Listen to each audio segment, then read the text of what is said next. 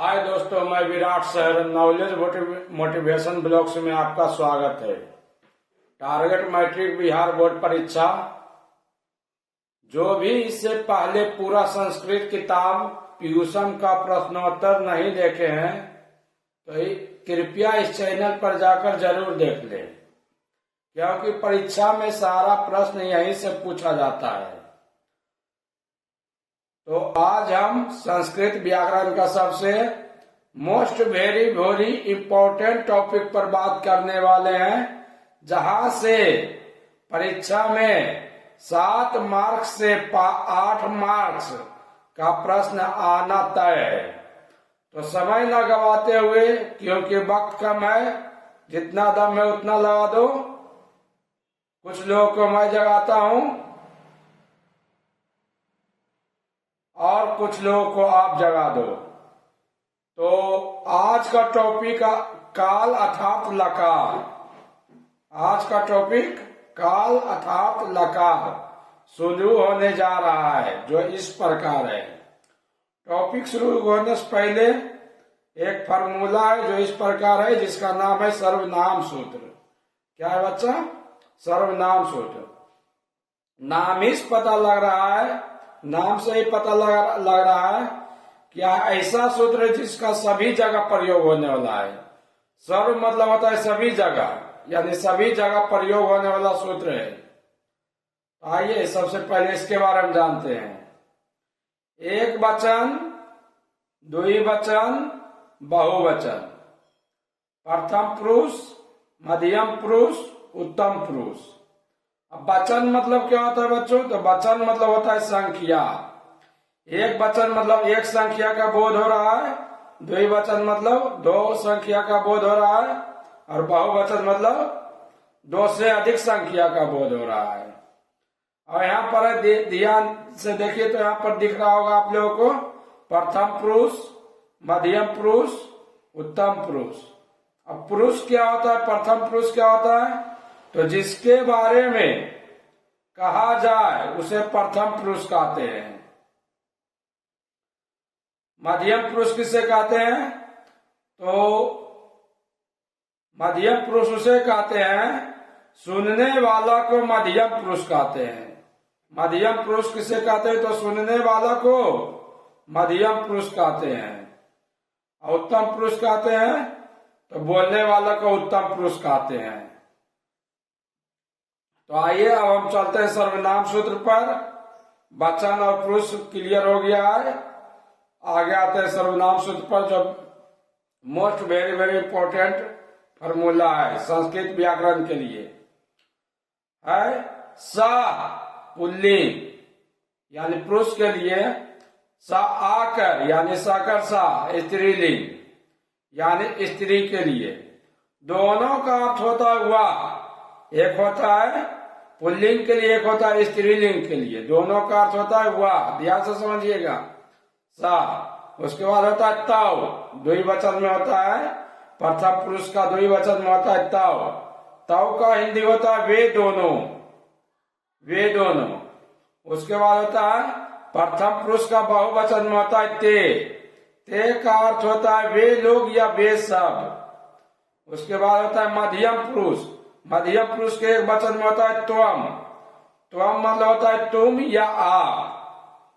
उसी तरह होता है अगला मध्यम पुरुष का द्विवचन में युवाम। युवाम का अर्थ होता है तुम दोनों या आप दोनों। उसी तरह अगला होता है मध्यम पुरुष का बहुवचन में यूयम। यूयम का अर्थ होता है तुम लोग या आप लोग, या तुम सब या आप सब। अगला है उत्तम पुरुष का एक वचन में होता है अहम। अहम मतलब मैं, या हम भी हो सकता है। उसी तरह उत्तम पुरुष का द्विवचन में होता है आवाम। आवाम का अर्थ क्या होता है? तो हम दोनों। आवाम मतलब होता है हम दोनों। अगला उत्तम पुरुष का बहुवचन में वयम। वयम मतलब क्या होता है? हम लोग या हम सब। अब आइए दोस्तों चलते हैं लकार पर। एक बार फिर से रिवीजन हो जाए मेरे साथ। सा तव ते, तवम युवाम यूयम, अहम आवाम वयम। अब चलते हैं लकार पे। नंबर 1, जिससे समय का बोध होता है उसे लकार कहते हैं। लकार अर्थात काल। संस्कृत व्याकरण में लकार 5 प्रकार का होता है। संस्कृत व्याकरण में लकार यानी काल कितना प्रकार का? तो 5 प्रकार का। पहला लट लकार अर्थात वर्तमान काल। दूसरा लंग लकार अर्थात भूतकाल। तीसरा लीट लकार अर्थात भविष्यत काल। चौथा लोट लकार आदेशवाचक। पांचवा होता है विधिलिंग लकार अर्थात चाहिए। अब आइए 1 नंबर से चलते हैं बच्चों। लट लकार वर्तमान काल, जो समय चल रहा है उसे वर्तमान काल कहते हैं।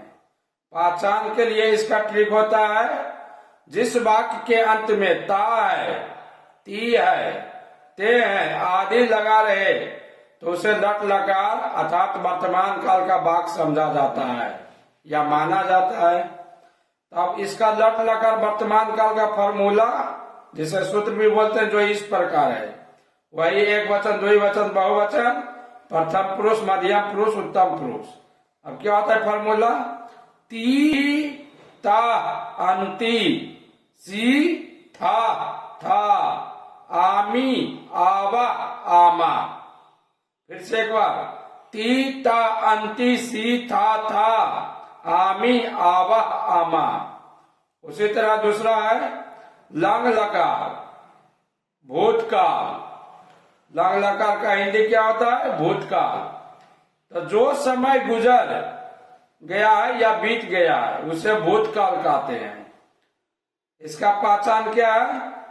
तो जिस वाक्य के अंत में ता था, ती थी, ते थे या चुका चुकी चुके रहेगा तो उसे लंग लकार अर्थात भूतकाल का वाक्य माना जाता है।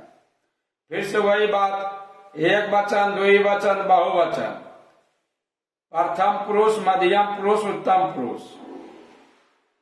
तो इसका फॉर्मूला क्या होता है? तो इस प्रकार होता है, ता तम ना, आ तम ता, अम आव आम। फिर से एक बार रिवीजन, ता तम ना, आ तम ता, अम आव आम। देख लेते हैं लंग लकार अर्थात भूतकाल में वाक्य बनाते समय धातु का धातु रूप बनाने में प्रत्येक धातु के पहले आ का प्रयोग होता है।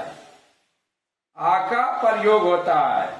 फिर से नोट पॉइंट क्या है? लंग लकार में धातु का धातु रूप बनाने में प्रत्येक धातु के पहले आ का प्रयोग होता है। ध्यान रखिएगा दोस्तों। अगला है 3 नंबर लिट लकार भविष्यत काल, जिससे आने वाला समय का बोध होता है उसे भविष्यत काल अर्थात लिट लकार कहते हैं।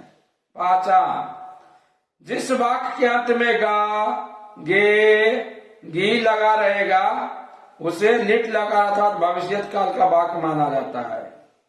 फिर से वही बात, एक वचन यानी एक संख्या, द्विवचन यानी 2 संख्या, बहुवचन यानी 2 से अधिक संख्या।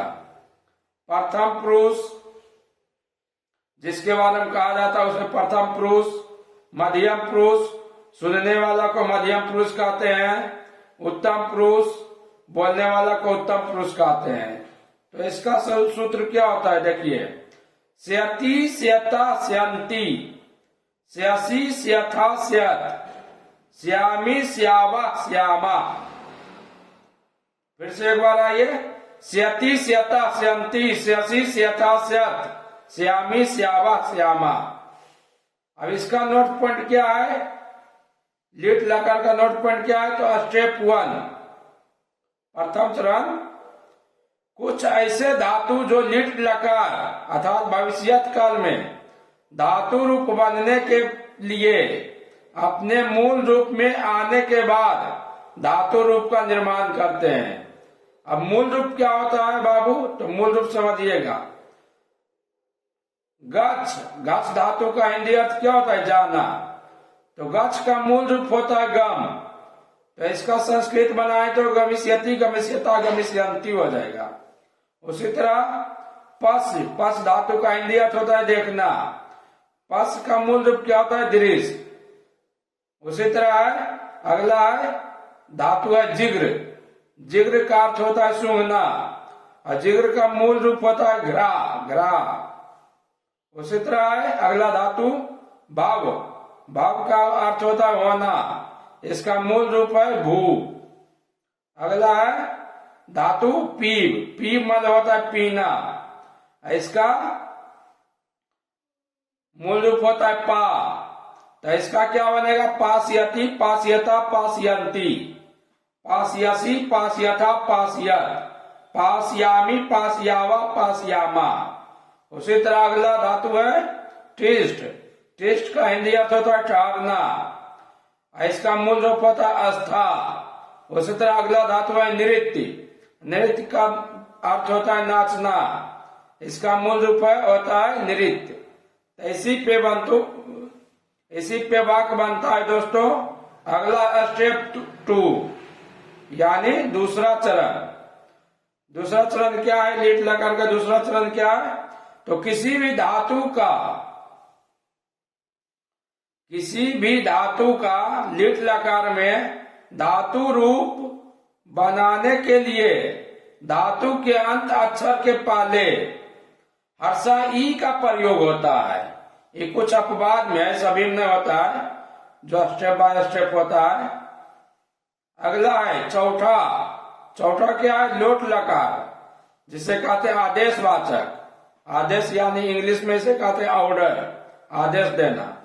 तो इसका डेफिनेशन इस प्रकार है, जिस वाक्य से आदेश देने और लेने की बात का बोध हो उसे लोट लकार कहते हैं। फिर वही बात, एक वचन, द्विवचन, बहुवचन, प्रथम पुरुष, मध्यम पुरुष, उत्तम पुरुष। इसका फॉर्मूला होता है तू ताम अंतु, ही तम ता, आनी आब आम।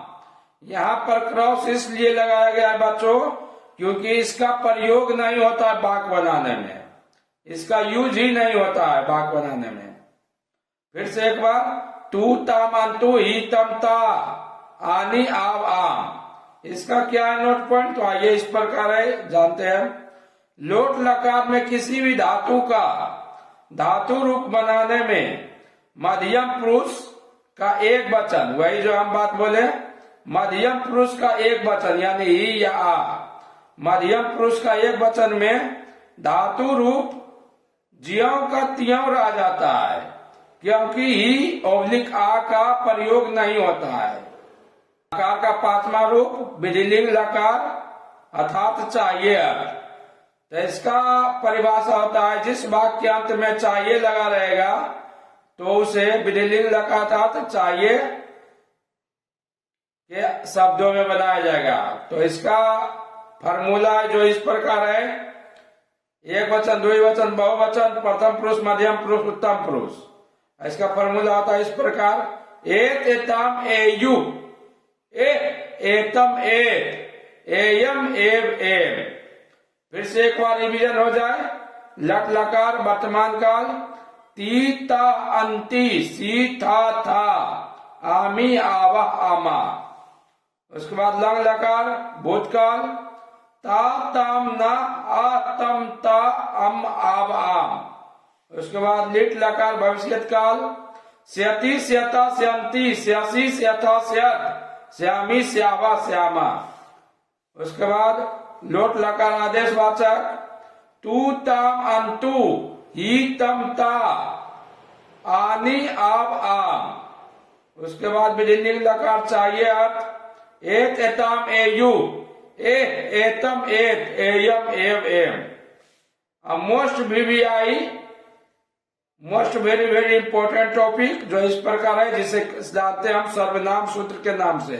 इसके बिना, सर्वनाम सूत्र के बिना ये सब फॉर्मूला अधूरा है। लकार, सब लकार अधूरा है, इसीलिए सर्वनाम सूत्र को फिर से रिवीजन कर देते हैं। स तौ ते, तवम युवाम यूयम, अहम अवाम वयम। मेरे साथ फिर से एक बार, स तौ ते, तवम युवाम यूयम, अहम आवाम बयाम।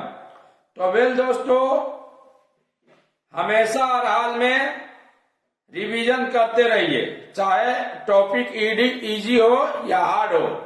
तो वेल दोस्तों, मिलते हैं नेक्स्ट वीडियो में नेक्स्ट टॉपिक पर। दोस्तों, जब तक परीक्षा खत्म ना हो जाए तब तक पढ़ाई करते रहो, क्योंकि ये दुनिया मेहनत नहीं रिजल्ट देखती है। ओके बाय दोस्तों।